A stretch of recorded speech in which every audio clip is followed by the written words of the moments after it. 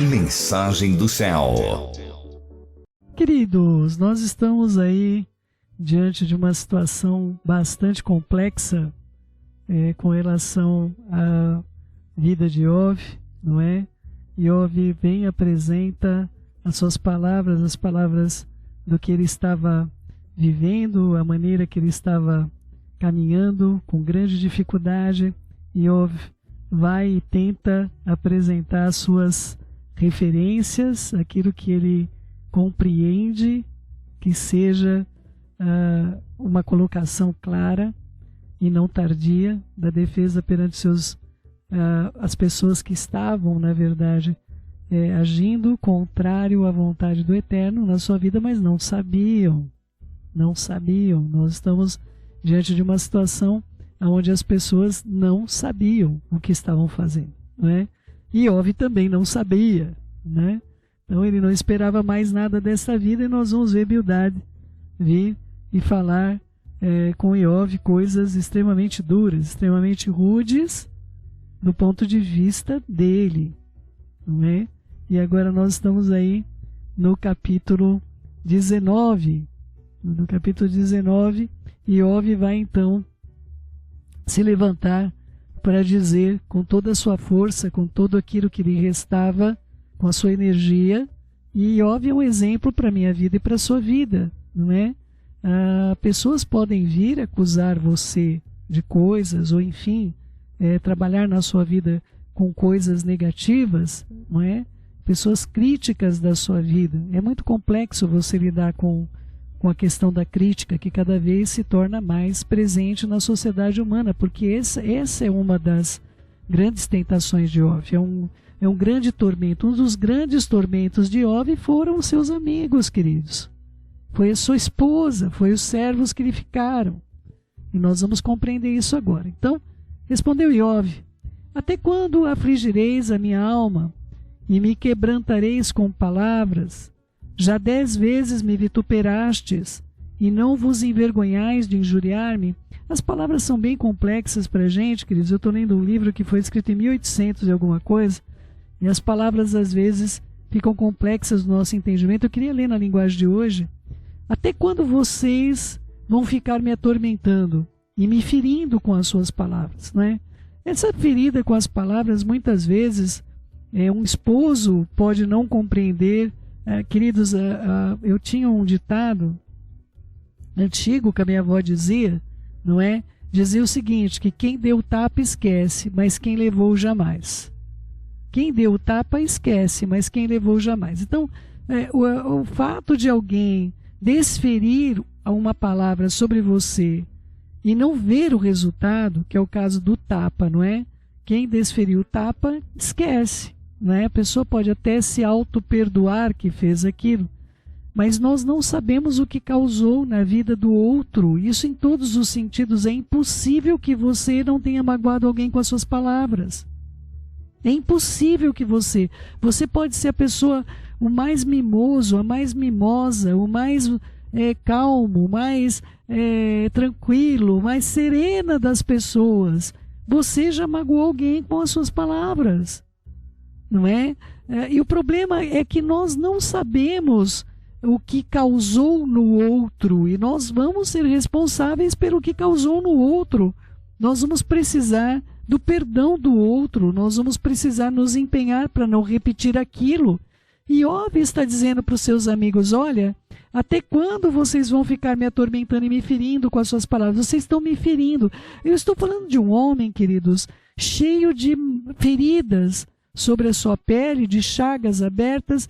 E eu me recordo muito quando eu estava com o Renato. Renato, para quem não conhece a história dele, né, procura aí Renato Melo, você vai saber quem ele é, mas ele é o maior caso de vitimização com sobrevivência da América Latina. Ele sofreu torturas, passou por muitas cirurgias, foi terrível, e até hoje ainda nós temos tratamentos que ele tem de fazer em decorrência dessa violência que ele sofreu. E o Eterno tem restaurado e tem o mantido com vida até os dias de hoje.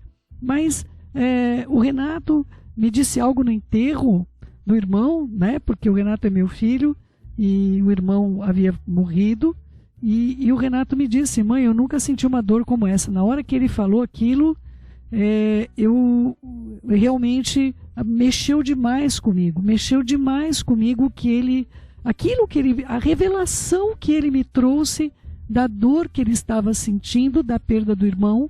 E ele me disse, o olho dele é interessante, o Renato, quando ele tem algum tipo de apreensão, o olho dele fica como se tivesse arregalado, né? E eu olhei para ele, mas eu estava em outro universo, queridos. A dor é tão grande, a nossa dor, que nós deixamos de ver a dor do outro. E ele virou para mim, nós estávamos andando, tinha chego a minha irmã, Eufride tinha vindo para lá, e nós estávamos indo na direção do portão do cemitério, onde estava o corpo do meu filho sendo velado. E o Renato me disse: mãe, eu nunca senti uma dor como esta.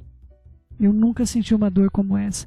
E aquilo foi muito interessante para mim, porque como nós podemos medir o sofrimento de alguém? Aqueles homens não sabiam que eles estavam machucando Iove com as suas palavras. Eles não tinham noção do tipo de ferida, de chaga que estava trazendo sobre a alma, sobre o espírito dele. E ele disse: vocês já me insultaram várias vezes. No caso, Iove fala que por 10 vezes, exatamente como a casa de Israel havia feito com o Eterno. Será que não se envergonha de me tratar tão mal? E eu acho tão interessante isso, que nós, eu e você, somos convidados pela palavra de Iove. Nós precisamos ter vergonha de fazer o mal. Será que você tem vergonha de fazer o mal? Será que você, antes de falar alguma coisa para alguém ou de alguém, você tem vergonha de fazer o mal, de injuriar alguém, de falar mal de alguém? E Iove está dizendo exatamente isso. Vocês não têm vergonha do que vocês estão fazendo? E eu acho muito interessante, ele não chama pelo arrependimento, ele não chama por outra palavra, ele chama pela vergonha da pessoa realmente estar desprovida de vestes quando ela faz algo assim. Versículo 4: embora haja eu na verdade errado, comigo ficará o meu erro. Esse versículo 4 é tão mal interpretado, queridos. A origem desse termo, ela é bem diferente do que se apresenta aqui. Diz o seguinte: olha, embora eu na verdade eu tenha errado, comigo vai ficar o meu erro. Ou seja, o erro que eu cometi, eu realmente cometi, porque olha, eu sacrificava pelos meus filhos por medo, não é? Eu não sacrificava pelos meus filhos porque eu queria que eles fossem servos do Eterno. Eu sacrificava com medo da punição. Eu errei. Eu não deveria ter feito isso. Você vai ao serviço do Eterno, você vai para uma reunião de oração porque você tem medo de não comparecer, porque as pessoas vão saber que você não compareceu, ou porque você tem amor pelo Eterno? Porque pessoas estão ali te ajudando a se levantar na presença dele, para que você possa fazer um serviço adequado, você possa ter reverência em relação a ele, não é? E embora haja eu na verdade errado, eu feri vocês no quê? Do que eu fiz? No que foi que eu fiz mal para vocês? Eu errei, realmente eu errei. Eu errei, eu não deveria ter tido medo, eu não deveria ter sacrificado por medo, eu deveria ter sacrificado por amor ao Eterno, não é? Mas o erro meu está comigo. Não, eu não fiz nenhum mal para vocês. Por que é que vocês estão fazendo isso contra mim? Versículo 5. Se quereis engrandecer-vos contra mim, então me arguis pelo meu próprio. Diga o que eu estou faltando. Diga para mim o que eu estou faltando.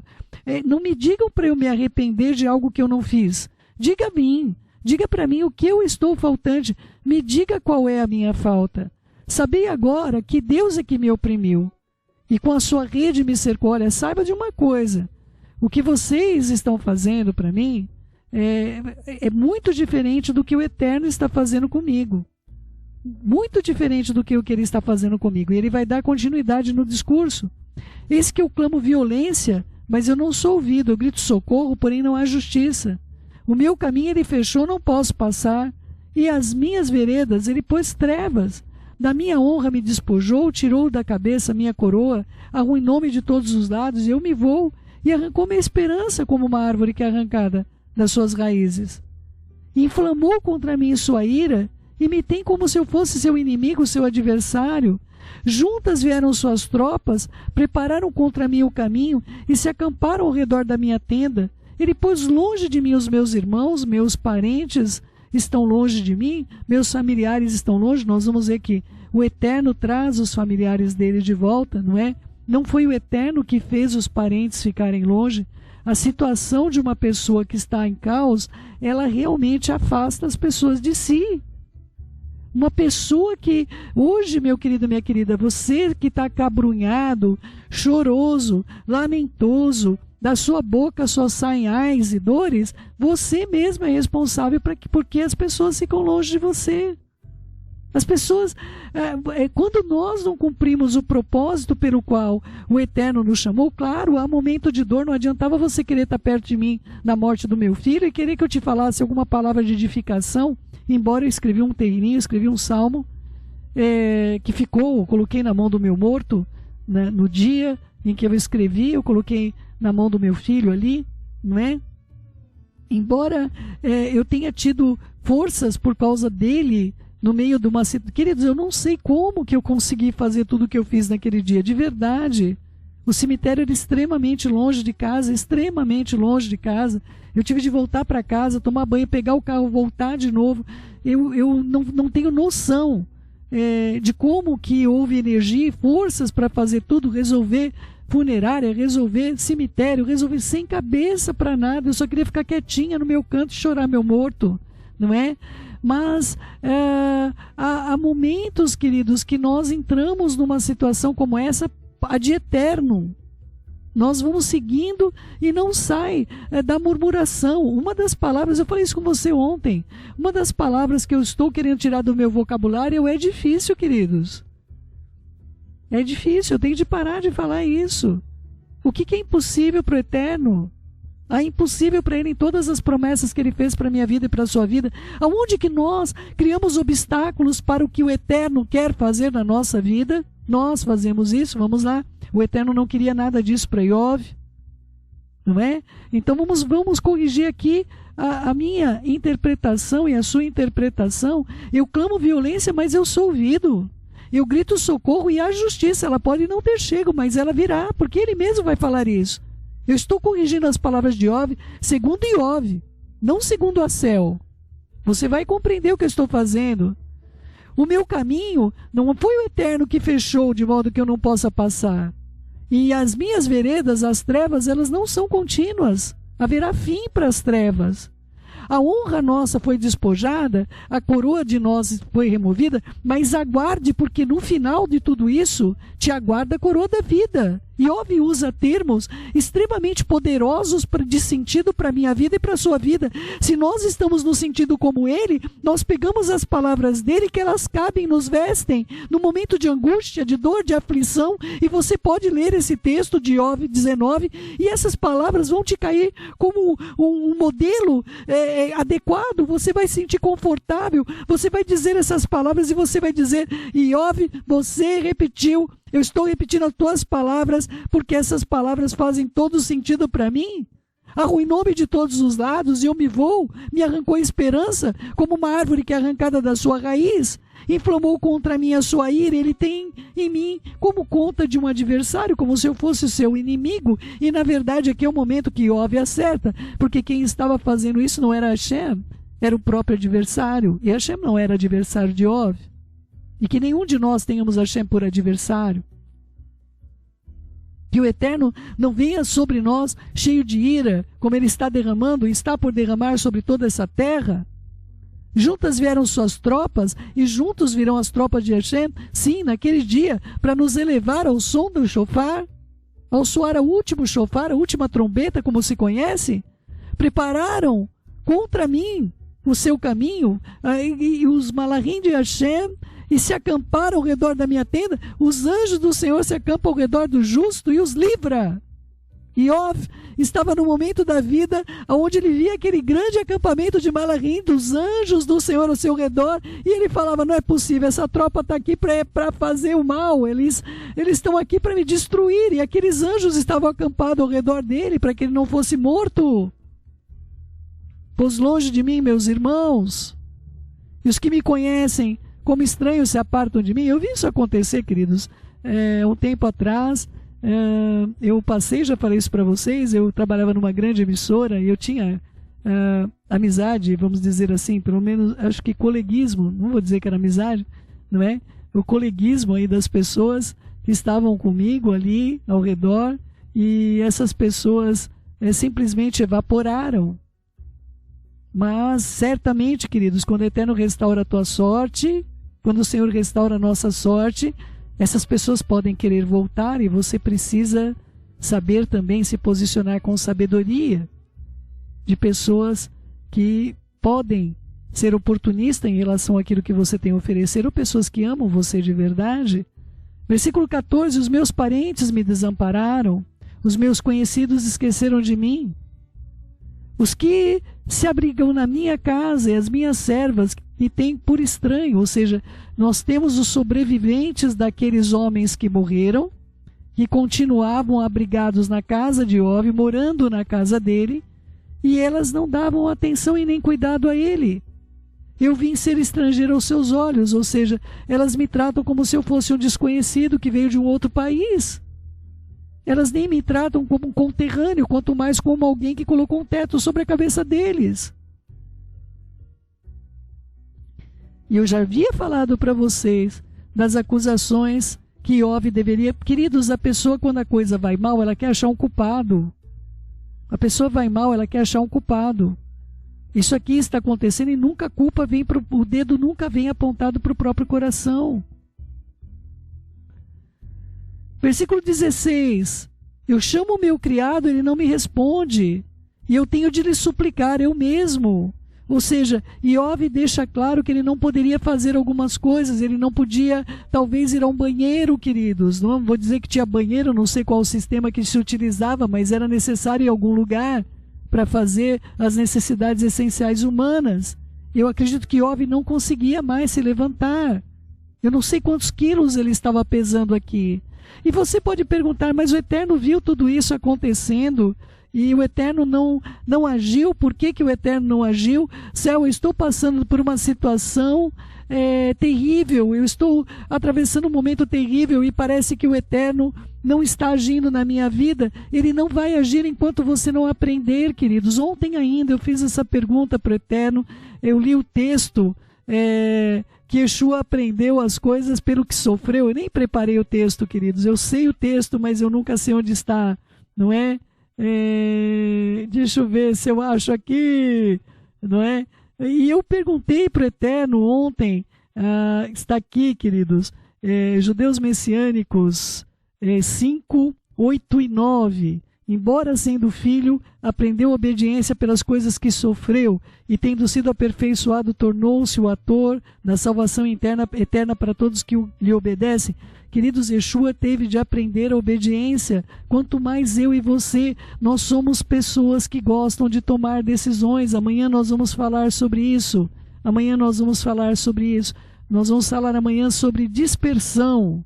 Amanhã nós vamos tratar, se o Eterno quiser, e vivermos sobre dispersão.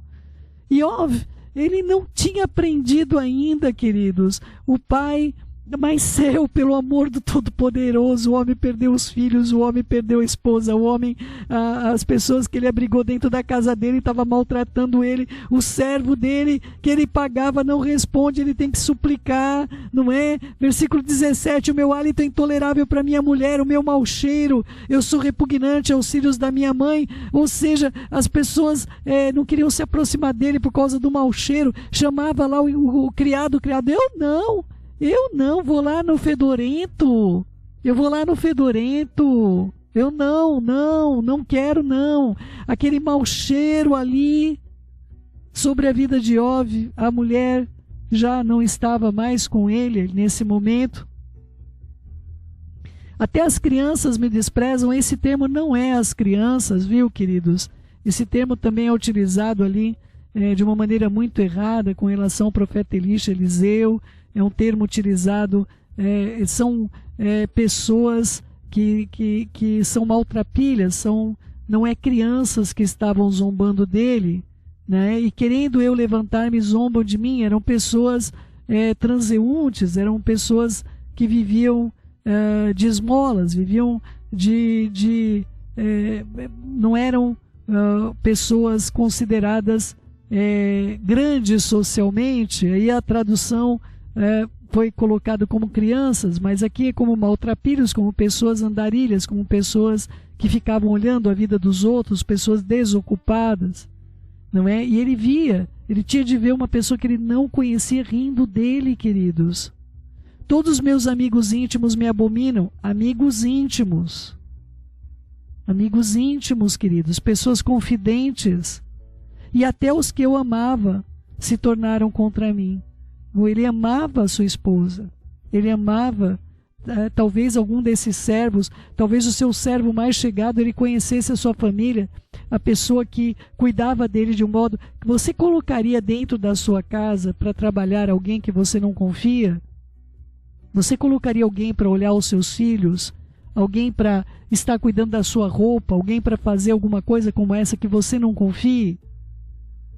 E aqui ele vai falar como ele estava magro. Os meus ossos se apegam à minha pele e à minha carne. Eu salvei-me só com a pele dos meus dentes. Aqui muitos teóricos falam que ele tinha elefantíase, pelo fato de que a elefantíase não atinge a gengiva de fato. Mas eu não consigo encontrar bases aqui para dizer que ele foi acometido da elefantíase, não é? Ele foi acometido de uma grave enfermidade, mas eu não tenho base para dizer que foi elefantíase, não é? Não sei se você sabe o que é elefantíase, não é? Ela vai acumulando líquido, vai trazendo edema aos membros, seio da bolsa escrotal, para os membros, para os inchaços, os vasos linfáticos todos, começa a causar inchaço nos braços, nas pernas, o problema aumenta o risco de infecções também bacterianas, vai começar, todas as glândulas começam a incharem, não é? E é muito complexo. Muito complexo lidar com essa enfermidade e acaba em morte, né? Acaba a pessoa perdendo a sua própria vida, não é? E ela é transmitida por um mosquito que você conhece. Quando as pessoas falam que eu fico com problema com pernilongo, não é? Mas é o mosquito que traz esse verme para dentro do corpo das pessoas, né? Muitos dizem que esse foi o mal que foi acometido Iov, também por causa desse texto, salvei-me somente com a pele dos meus dentes, mas é importante que você tenha entendimento que, independentemente do que Satã usou para atingir a vida de Iov, o sofrimento desse homem foi indescritível. E ele vai pedir algo tão interessante, que eu gostaria muito de trazer a você, algo que ele... Você perguntar, o que Iov esperava dos seus amigos? Eu vou ler para vocês, versículo 21. É um texto de arrebentar o coração, queridos. Arrebenta o coração esse texto. Compadecei-vos de mim, amigos meus. Compadecei-vos de mim 2 vezes, porque a mão do Eterno me atingiu. E aí ele continua, por que me perseguis como o Eterno me persegue? E não cessais de devorar a minha carne. Ou seja, eu estou sendo agravado. E ele falou a verdade, à medida que você se torna uma pessoa depressiva, a enfermidade vai ganhando autoridade e poder sobre a sua vida. Nós não podemos nos deprimir nem diante da enfermidade. Não tenha pensamentos de autodestruição. Eu tive isso, agora eu vou piorar até o fim, não é? Agora eu vou... olha, aconteceu agora essa enfermidade sobre a minha vida, agora estou perdido, eu vou ser alterado geneticamente, ou o que quer que seja. Nossa esperança tem de estar no Eterno. E ele pede, olha, compadeçam-se de mim, meus amigos, compadeçam-se de mim, porque a mão do Eterno me atingiu. Por que vocês me perseguem como ele me persegue? E aqui ele começa a falar coisas extraordinárias e todas são ouvidas, não é? Quem me dera fosse agora escritas as minhas palavras, quem me dera fossem gravadas em um livro. E elas foram. Nós não sabemos como essas palavras foram gravadas dessa maneira, mas foi um pedido de Iov. Eu não sei se a autoria desse livro foi humana, não é? Muitas pessoas dizem que o livro de Iov foi ditado para Moshe, antes da Torá. Nós não sabemos, Moshe ficou muitos dias com o Eterno, nós não sabemos. Talvez o amigo de Iov, né, o Todo-Poderoso, ele falou, Moshe, eu tenho aqui um livro que eu gostaria que tu escrevesse, porque é um livro do meu amigo, é um livro de uma pessoa, eu quero muito que o mundo inteiro conheça essa história. Imagina que Iov imaginaria na mente dele que essas palavras chegariam para a minha vida e para a sua vida.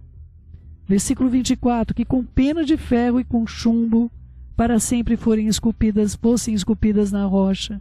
E aqui ele vai falar algo extraordinário. Porque eu sei que o meu Redentor vive, e por fim se levantará sobre a terra. Iov acreditava com todo o coração na vinda do Mashiach. Iov era uma pessoa messiânica, e ele acreditava no Mashiach, ele tinha esperança no Mashiach, e ele sabia que o Mashiach viria e governaria toda a terra. Versículo 26. Depois revestido este meu corpo da minha pele, que ele não tinha pele, não é? A única pele que lhe sobrou, como ele fala, não é? A pele que estava sobre a carne era cheia de pústulas, cheio de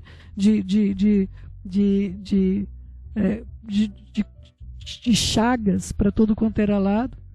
Mas ele diz: o meu corpo vai ser revestido da minha pele, e na minha carne eu, ressuscitado dos mortos, verei o Eterno. Uma confiança clara da pureza do seu coração, porque somente os puros verão o Eterno. Não é? Vê-lo-ei por mim mesmo, os meus olhos verão e não outros. De saudade desfalece o coração dentro de mim. Isso fica claro que Iov nunca se levantou contra o Eterno, ele trazia uma compreensão de quem o Eterno era, e é impressionante o fato dele se ver na condição de saudoso do Eterno. De saudades desfalece o coração dentro de mim. Eu quero vê-lo, eu desejo vê-lo, eu ardentemente desejo vê-lo, não é? Se a mão dele está sobre a minha vida, se ele está me perseguindo, não importa, eu quero vê-lo, porque eu vou falar com ele, eu vou apresentar perante ele tudo o que está acontecendo, e ele vai julgar a minha causa. Ele tinha essa plena confiança de que alguém havia se levantado contra ele, e que o Eterno, ao ouvir a sua petição, se levantaria contra aquele que estava agindo de uma maneira terrível contra a vida dele. Se disserdes: como perseguiremos, e a causa desse mal se acha nele? Temei, pois, a espada, porque tais acusações merecem o furor do Eterno, para saberdes que há um juízo. Olha, se você disser, eu vou pegar aqui, queridos, na linguagem de hoje, essa parte final é tão importante porque se trata exclusivamente do julgamento de outro sobre a sua vida. E se você disser para mim: como é que nós te atormentamos? Porque a causa dessa desgraça está em você mesmo. Então tenha medo da espada. A espada do Eterno castiga a maldade. Fiquem sabendo que há alguém que nos julga. Ou seja, amados, Iov, ele deixa claro a questão do julgamento. A gente tem a parábola do sábio, eu indico a você que possa. Foi uma parábola que mexeu muito com o meu espírito, foi dada muito tempo atrás para mim, uma parte dela, e a outra parte foi o próprio Mashiach que me deu. Então eu gostaria muito de indicar a você a parábola do sábio, que fala sobre julgamento. E é muito complexo que amigos tenham chego para consolar e tenham se tornado em perseguidores cruéis de um homem que mal podia se alimentar, fazer suas necessidades básicas, um homem largado de todos e de tudo. E este homem, queridos, virá a ser um homem duplamente mais poderoso do Oriente. Tá bom? Então, na próxima semana, se o Eterno quiser e vivemos, seguiremos aí para o capítulo 20. Vamos orar. Querido Pai, em nome de Yeshua, nosso Mashiach, nós colocamos nossas vidas diante do Senhor para o bem, e nós pedimos, Pai, pelo amor da Tua misericórdia, da Tua fidelidade, que o Senhor possa agir nos nossos espíritos, no nosso coração, e o Senhor fale ao Teu povo, Pai, segundo o Teu querer e a Tua bondade que dura para sempre. Fica conosco, Hashem, e que nós possamos ver o bem. Ajuda-nos a crescermos, favorece-nos, por amor da Tua misericórdia, Beshem Yeshua Mashiach, que assim seja, assim seja.